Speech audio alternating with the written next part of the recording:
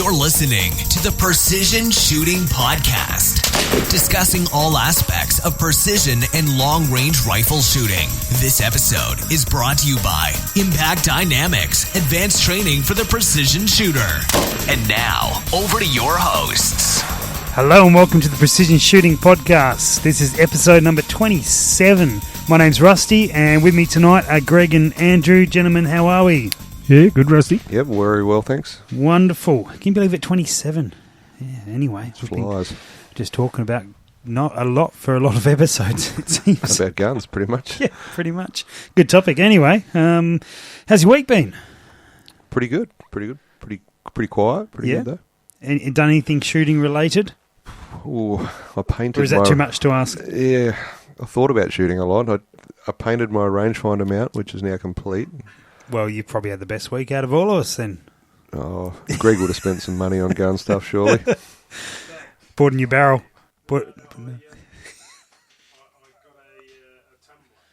A wet tumbler. So gone from the vibration type to the wet type with the stainless steel media, stainless steel pins. Wonderful. And in my excitement, threw a couple of lots of brass through it, and pretty amazing actually, the results. Super impressed. Yeah, right. Very good. Yeah, brass comes out like you just pulled it out of a, brand new packet. Out of a tumbler. Yeah, I put some six times fired brass through that was pretty heavily tarnished on the necks, and it just came out looking mint. Yeah, nice. Yeah, really good. Very good. I think I did tell you that would be the case. You did, mate, you did. And I certainly meant to tell you that as well, if I didn't. It's good. Well, it's finally glad to hear you bought something correct, because some of your other purchases haven't gone so well. Come on.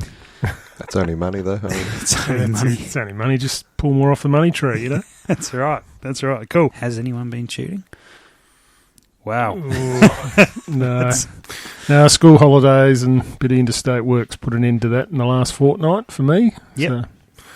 Pretty much the same, yeah. Yeah. I've thought about it a lot. Good. Well, that's that's the thought that counts, Andrew, I guess, is the main thing. I managed to do a little bit of shooting the other weekend. We canned a particular event we were going to run, and ended up getting out in pretty terrible winds and pretty poor conditions, and certainly had a blast. It was good fun. We reran a couple of the levels, one or two of the stages from the PRI, one being levels, and just tried to do the best with what we had. But hey, it was better than sitting at home. Yeah, you copped some of the strongest winds of the year, didn't you? Yeah, earlier in the day. Yeah, yeah, it was well worthwhile being out there, and it's good fun shooting though.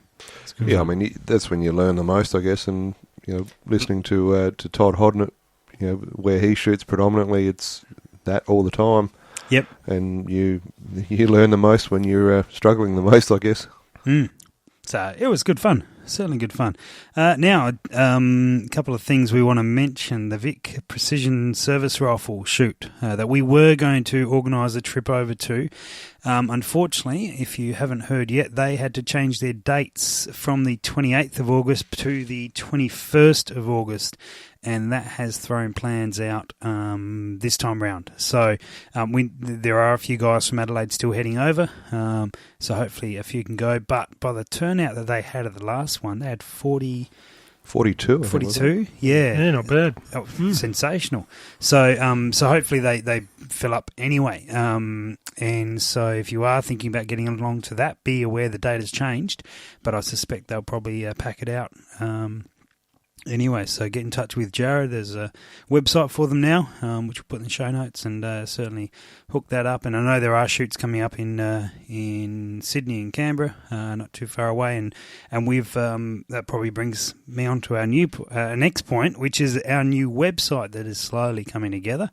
And one of the things on that new website, apart from wonderful photos of Greg, aside from that is a listing of all the different, the different clubs and stuff who head down the long range or the precision rifle or practical rifle style shoots.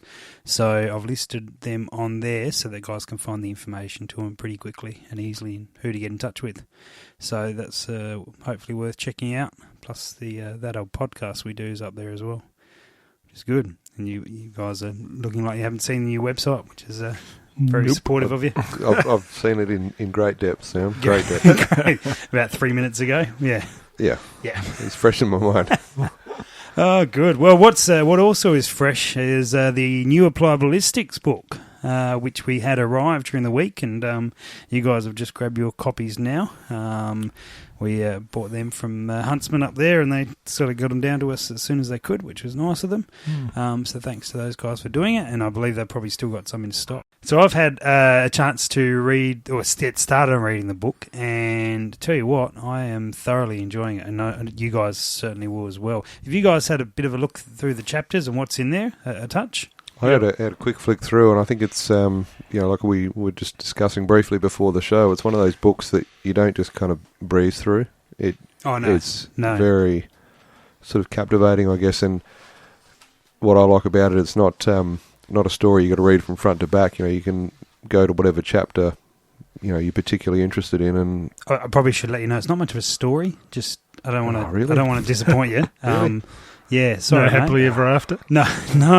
So the good guys don't win. This is a step up from fairy tales. I'm sorry. Yeah, but No pop-ups. no. Greg is looking through it, completely disappointed. Going, it's no pop-up. There's no. I'm sorry, Greg. I'm sorry, mate. It's all sort of text and charts and some photos and stuff. You're gonna struggle through this one. I'm gonna have to learn to read. But it looks interesting. The topics, doesn't it? They're looking at primarily rifle bullet dispersion. Is one part, another part on advanced hand loading, and another part on general research around rangefinders, rimfire ammunition, aerodynamic drag modelling, and some advancements in barrel technology. So it's all looks like pretty interesting reading. And well and truly. Of particular note, I'm keen to have a good look at this laser rangefinder performance area just to see how their testing went. From what I understand, it was fairly controlled testing of all the popular rangefinders, so it should be very interesting. Yeah, I read chapter 2 talks about the angular group conversions, which I found very intriguing, and that's the discussion about guys will say that their rifle shoots better at 300 meters than it will at 100. Like it'll get a 1 MOA group at 100, and it'll also get a 1 MOA group at 300. Or more to the better. point, we get, say, a 1-inch group at 100 and a 1-inch group at 300. Yeah, that's probably a much better way to put it. I don't know what I was saying. We've got an explanation for some of the things we might say on our show tonight. We'll cover that in a moment. The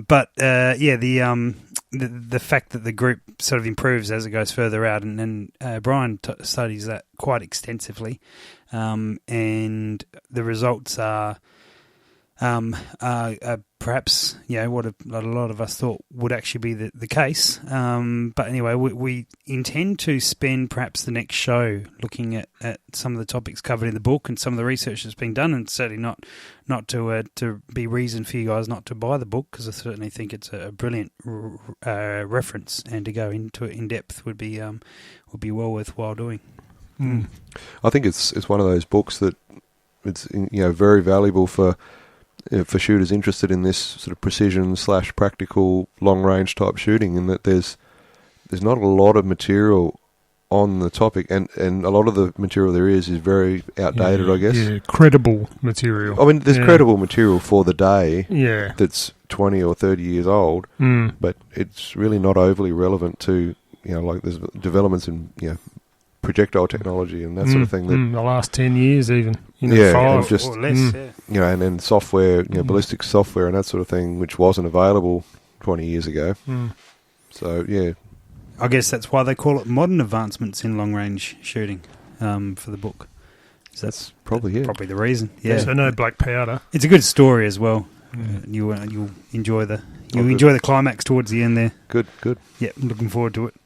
Very good. Oh, on a serious note as well, like we've been going so far.